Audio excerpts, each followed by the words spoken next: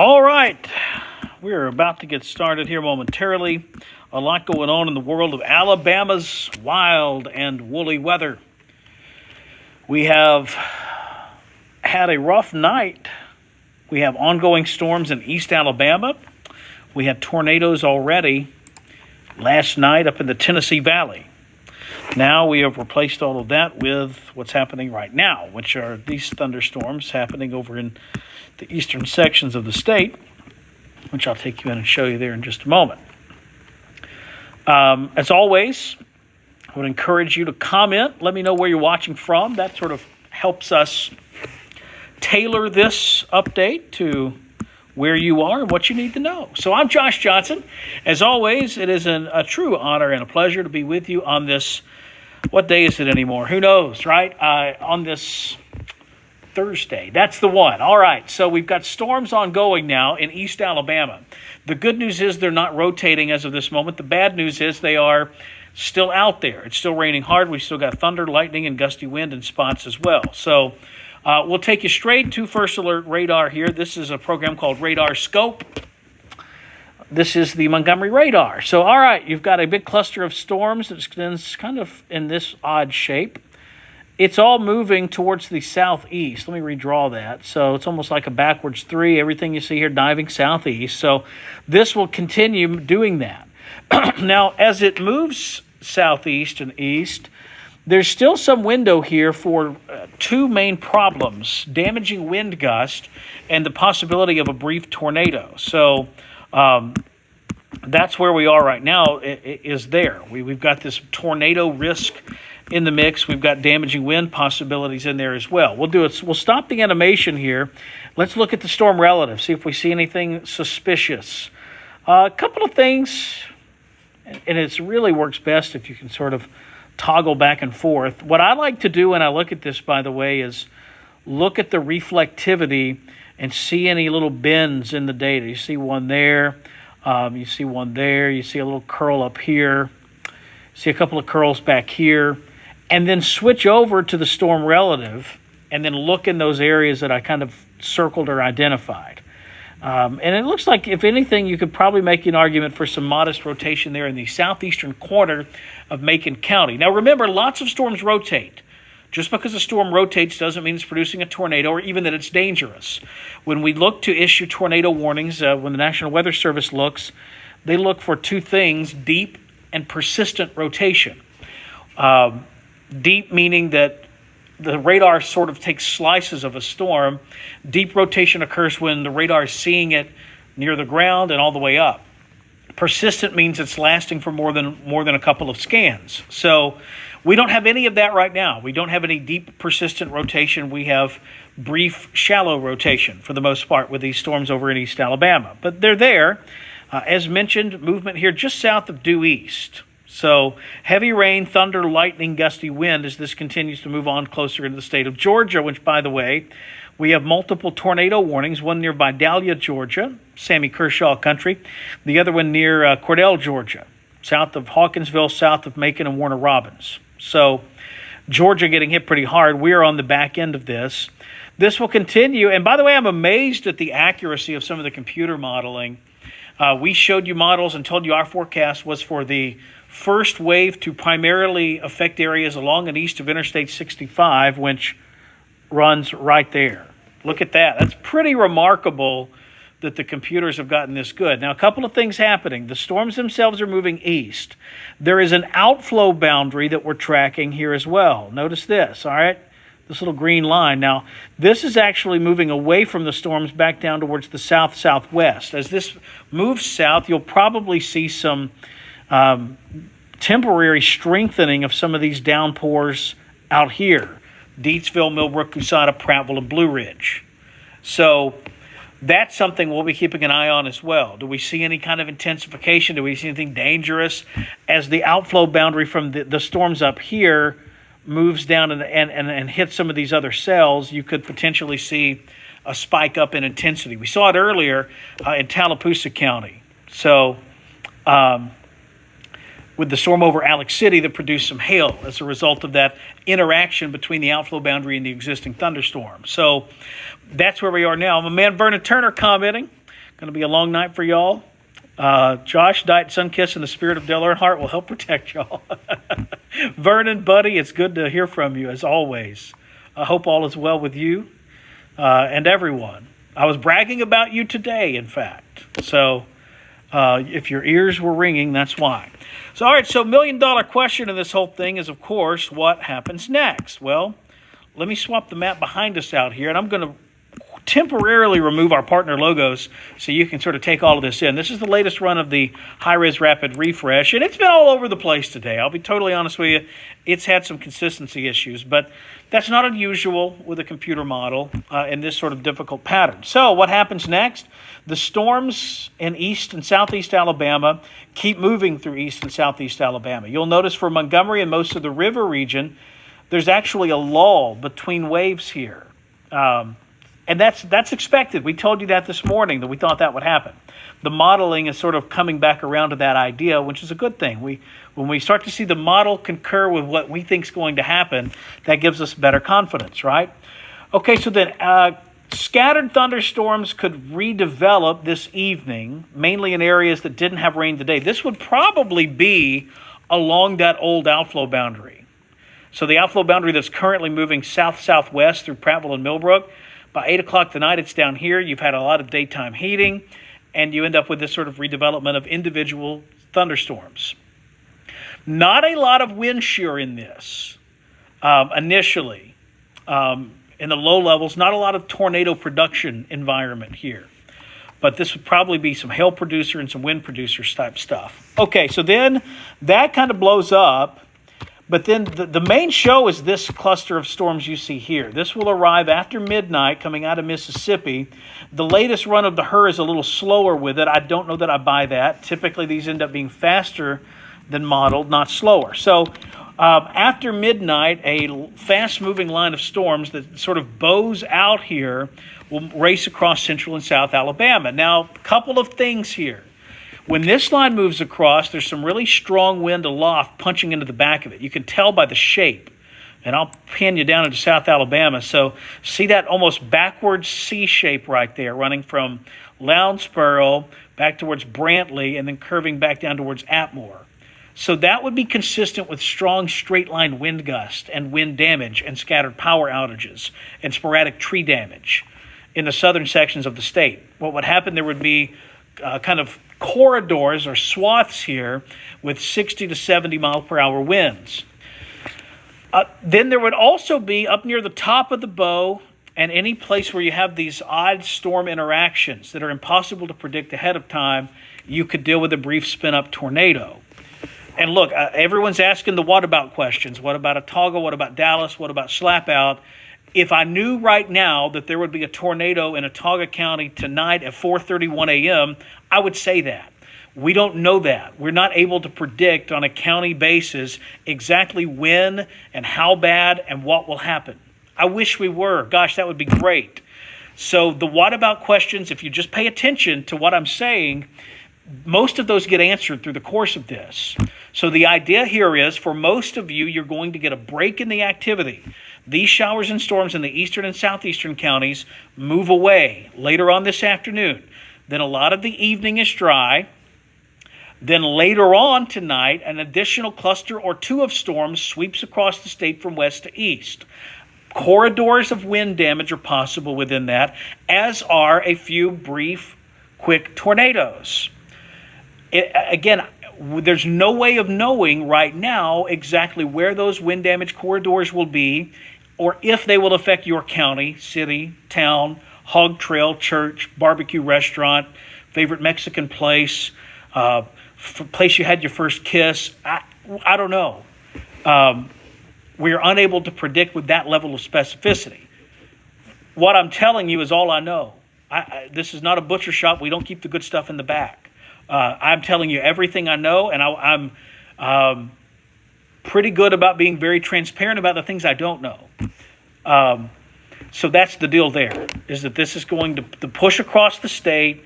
This next line of storms comes through late evening through early morning. There will be corridors of strong wind, and there will be some swaths of potential rotation and maybe a quick tornado or two. This is not an overwhelmingly powerful tornado setup. The main concern here is pockets of strong straight line wind. So this is the HRRR. This is one of our computers, valid at 5 a.m. I would caution you. I think this will probably be faster than what you see here. That is not unusual in these sorts of setups for things to go by a lot faster. Kristen asking a very good question. Are these straight line winds potentially bad enough to damage a mobile home? In most cases, no. In the worst of it, yes. I think 60 to 70 mile per hour winds will be the rule with this. The Storm Prediction Center mentions gusts as high as 85, though. That would be the exception rather than the rule. Now, if your mobile home is properly anchored, 70 mile per hour winds probably will not bother it. If it is not properly anchored, or if the anchorage system has corroded, rusted out, has become deficient in some way, you could potentially have a problem with it, maybe blowing it over or blowing it back a little bit. It's not going to pick it up and throw it through the air. For that, you would need 100, 110, 120, 130 mile per hour winds. That won't happen. The concern on a night like tonight is more like, is there a giant pine tree close by that could fall on it? And that concern applies to mobile homes and site-built homes the same. So everyone's situation is different. If you have an old, weak, giant tree near you, you need to think long and hard about that and maybe think about some alternate arrangements. If you don't, I wouldn't, stay inside, stay away from windows, get indoors. And yes, Abby says I'm late. Is this for today? This is for tonight. So we have storms ongoing right now. Abby and others that have joined us late. But the main core of severe weather threat for our part of the state is later tonight.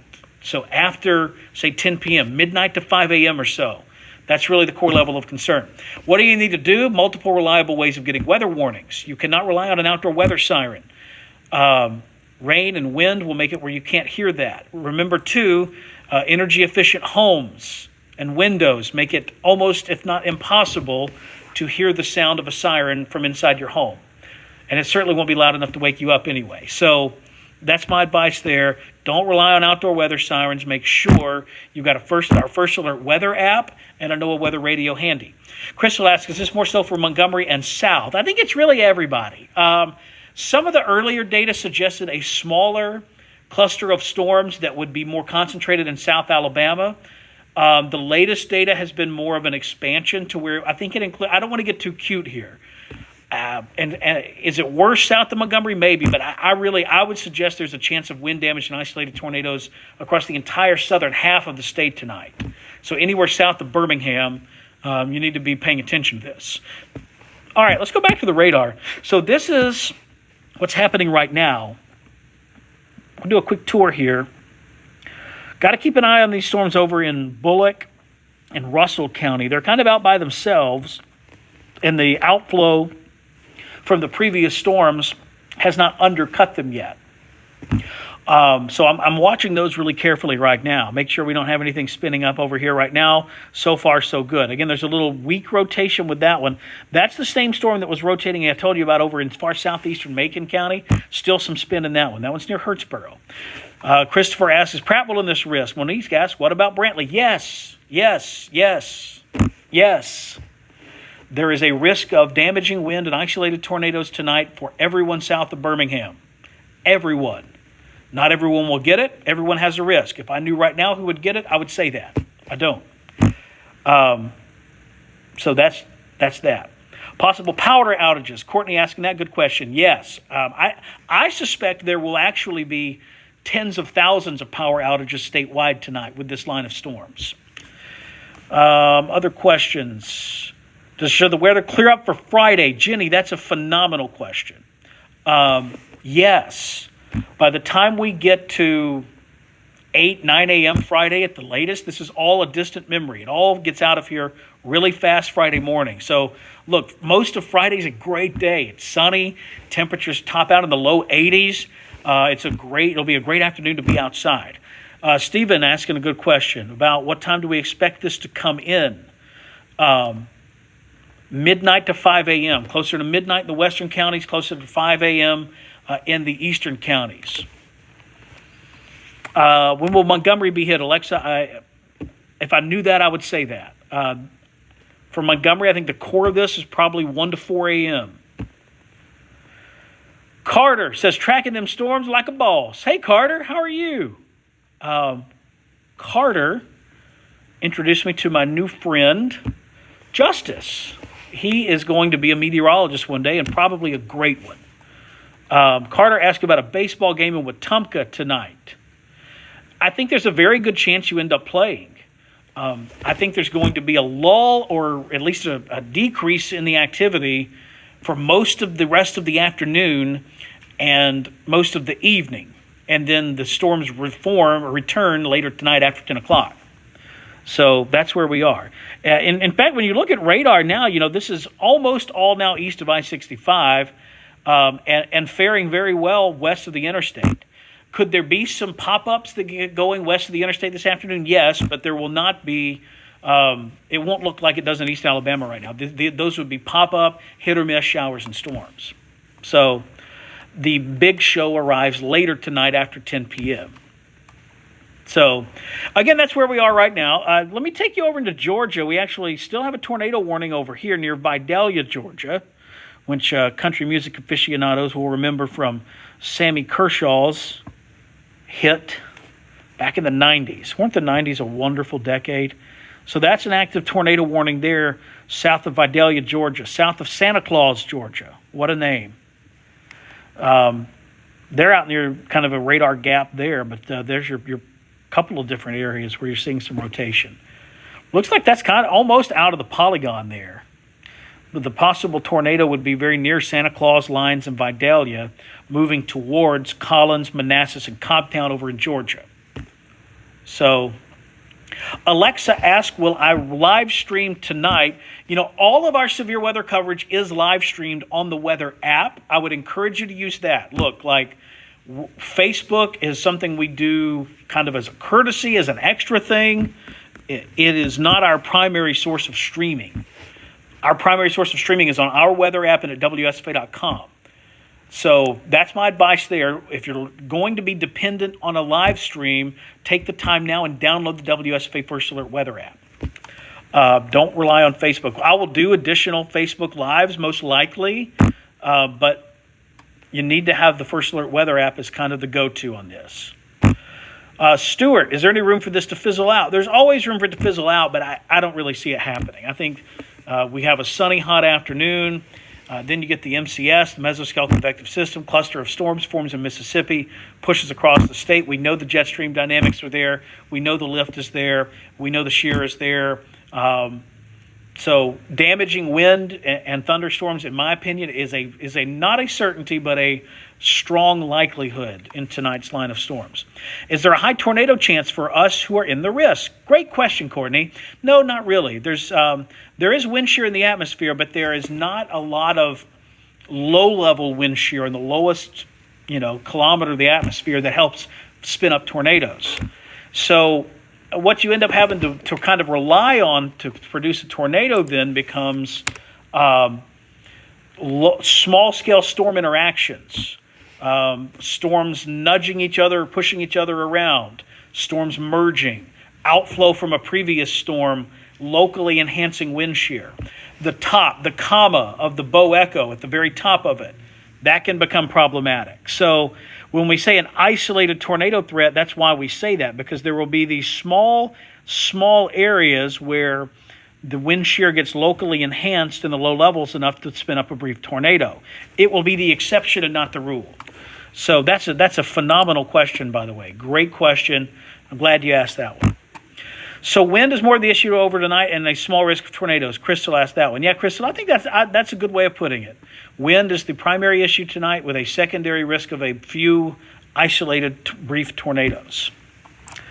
So speaking of tornado risk, we've got to keep our eye on the ball here, make sure we're not missing anything. Still watching some weak rotation there in Russell County. Now, what we'll have to keep an eye on here, that outflow boundary from those previous storms is probably pretty close to that storm now.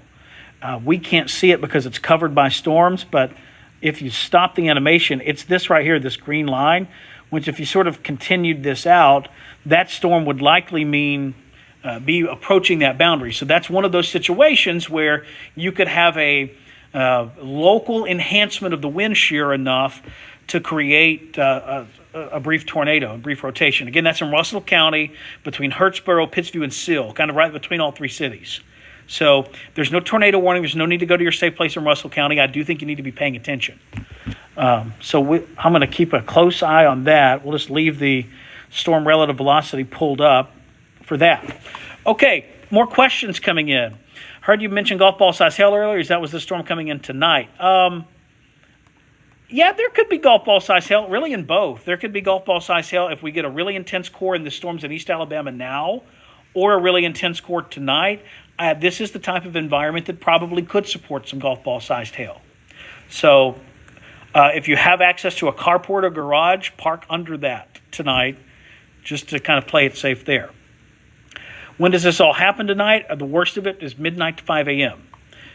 Rachel says, I would say we'd probably go under another tornado watch again later or extended. I think that's right, Rachel. I believe we most likely will. Now, what time will it be in Barber County? Well, you've got storms ongoing now. You'll have more storms ongoing into the afternoon. Then you'll get a break, and then there will be more storms after midnight. So that's that. All right, I'm going to wind this thing down. I appreciate your time, effort, energy as always. Thank you so much. It's always good to talk weather with everyone. I'll keep you posted about what's happened over there in Russell County. Meteorologist Nick Gunner is in now. He and I are doing two separate handoffs here. So I'll work the morning shift this morning. Nick is in to do the afternoon shift. So we're handing off now. He will stay late tonight, and then I will join him later on tonight after midnight. So we got you covered, I promise. So don't worry. You've been through worse setups than this. If you've lived here for even a year or two, you've been through worse setups than this. You need to take it seriously. You need to be prepared. You do not need to be anxious or scared in any way. So, questions about Wetumpka, Covington County, again, specific site locations, just those are not really answerable right now. If I knew that, I would say that. There's a threat of damaging wind and an isolated tornado threat now in the eastern counties of the state. That threat will go away later this afternoon into the evening. There will be a lull, and then a cluster or multiple clusters of storms will come out of Mississippi after midnight tonight and move across the rest of the state. Midnight to 5, there could potentially be more problems with strong straight-line wind, damaging wind gust, sporadic power outages, isolated tornadoes, and maybe even large hail in the most intense cores. So there you have it. Hope this has been helpful and informative. Be sure to watch our First Alert Weather Extra. That's a live stream that Nick Gunner will do this evening at 5:30 on the First Alert Weather app. That is, it's similar to this in a lot of ways. So he'll go through all of that and walk you through it. So thank you very much for your time.